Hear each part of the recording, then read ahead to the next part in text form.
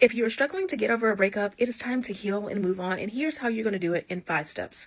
Number one, you are going to feel your feelings. You are not a wuss. You are not a simp. You are not sad for feeling your feelings. We have feelings and emotions for a reason. So do whatever you need to do. Cry, scream, yell, be angry, be depressed, do all of those things. I tell my clients all the time that when I am upset about something, I am the queen of giving myself a pity party. The difference between me and most other people is that I set a time limit, and I would recommend that you do that yourself as well. Give yourself 24 hours, 48 hours to just feel anything and not judge yourself for it, okay? Now, once you do that, it is time to release all of the emotions and thoughts that you are having about the situation.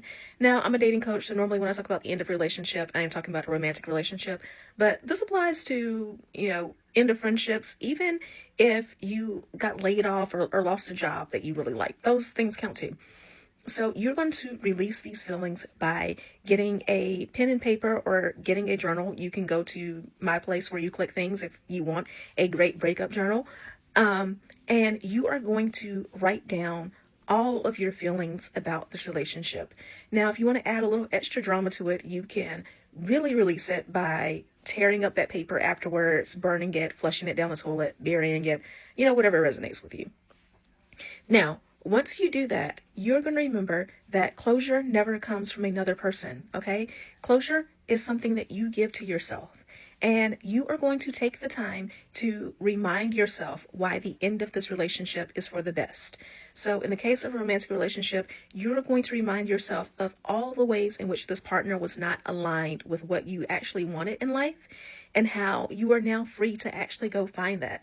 Again, this works in all other relationships. If this were, say, a job loss, you can remind yourself of the things that you really wanted to do, that you're really passionate about career-wise, and how now you have the opportunity to pursue that. Okay? So step number 4 is going to be, now that you have done all these things, it is time for you to detach.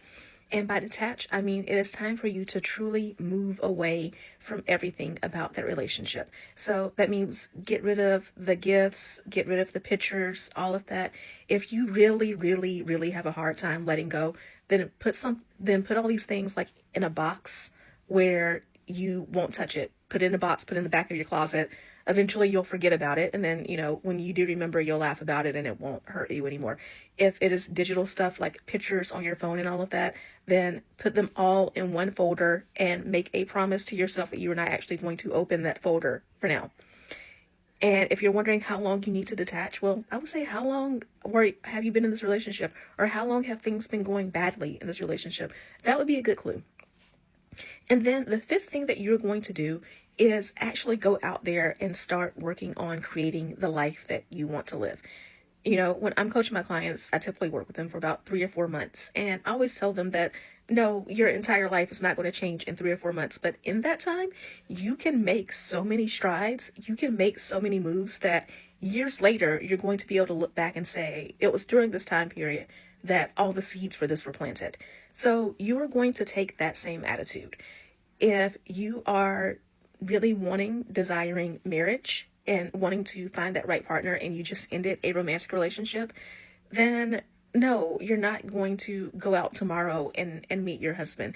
But you know what you can start doing? You can start pursuing hobbies. You can start joining clubs. You can start finding new interests that will likely eventually lead to that, right?